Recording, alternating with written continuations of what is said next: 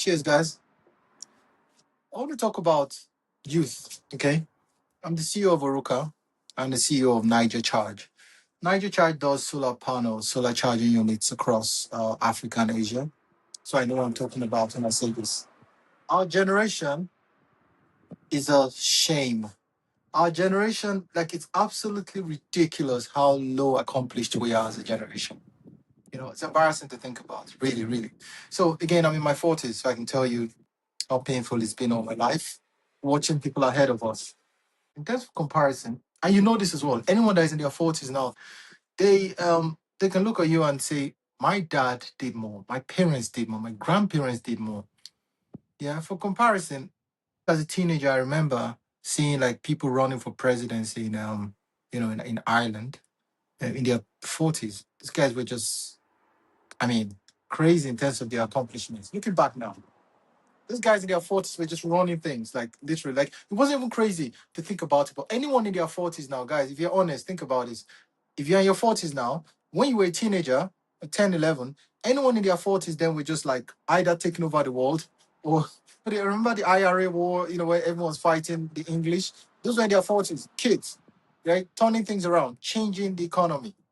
Yeah, you go into Nigeria. Nigeria is the same thing. Like you have Tinubu, who's running there now as a president. He was running everything in his 20s and 30s. He was just an accountant to the top stars. He was running for presidency in his 30s. He was a governor of Lagos in his 30s. All these guys were running coups. They were running coups in their 30s. And it wasn't just them in Nigeria. It was all over, like kids all over. Now, if someone in their 40s are running for president in any country, I mean, look at New York, Mamdani. He's in his 40s and they feel young. He feels like a kid. Everyone's like, whoa, you've achieved so much. I look at him, I'm like, no, that's just like disgustingly poor. Like, that's horrible. There should be more people doing that. I mean, look at Trump and Biden. They both ran in their 80s. Yeah, it's like, and I've said this out of frustration. It's ridiculous how unachieved we are as a generation, our generation. Not the ones before us. The ones before us are doing so well. They did so well. They ran governments. They were challenging the status quo in their 40s and their 30s. But now, most people are still living at home in their 30s and 40s. Yeah, it's embarrassing. It's embarrassing to think about. I'm disappointed. I'm very, very disappointed. In terms of average, I'm average. If this was those days, I'm average. Okay, you're the CEO of two companies. So what? We started a fintech app, which again allows you tap to pay with your ring. That's cool. But those days, people will be like, okay, so what? You started a company. Everyone starts a company. Those days, you had to just start a company. Like it was easy to just start, and you work hard towards that, right? Now in 40s, we can barely understand what's going on. I'm telling you for a fact that our parents, our grandparents, did a lot more at this age than we're achieving now. But there's hope. I want to talk about that now. The future, I think, are the kids, and the kids are going to do well. In fact, Gen Z are already ahead of the curve. Most of our customers are actually kids in the 20s, 18s, 19s. In fact, some of them were saying to us that they're just sick of social media, you know, and they think so fast now. So the teenagers, the youth coming through are going to be the future. We we're just I think we're all gonna get old and then rely on them because we're all retired and we have just zero achievement. We haven't run for government. In fact, the 80s, people in their 80s and 70s will probably run government until their 90s, and then we'll just pass. And then the kids will come through. So the kids are doing very well. I can tell you now, very, very well. So I'm looking at again fintech apps. Most of those guys, they don't even care about screens. They've said, I think there's a whole movement now against screens where they actually want to reduce how much screen time they are using. They are commanding and demanding much more time coming back. If you hire a teenager now, people are complaining, oh my God, it's hard to hire teenagers. No, that's because you're not giving them. They're demanding. Teenagers these days are demanding more. The people in their 20s, if they show up to your company, they're going to challenge you. And people don't like that. We don't like that. They're like, oh my God, these guys, oh my God, I'm going to get rid of them because they're lazy. No, no, they're not lazy. They're looking at what you're giving them. You're not challenging them enough. They leave. And they will get angry and come up with a story about, teenagers these days are they just ask for too much. That's because you're comfortable. As a CEO, I have a lot of companies, young people that work for me. They challenge me. They tell me, hey, these colors are boring. So that's how we ended up doing gold, silver, and other colors. They looked at me, they said, hey, what are you doing? Like, you should be on social media. My generation, we don't like social media. You see, 40, 50s, they are scared of social media, right? I talk to CEOs, a lot of CEOs, bankers who are scared to go on social media.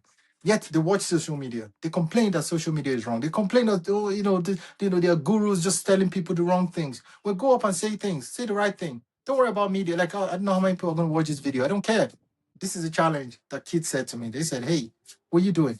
Like you need to start from somewhere. Number one. Number two, you need to spread the word out.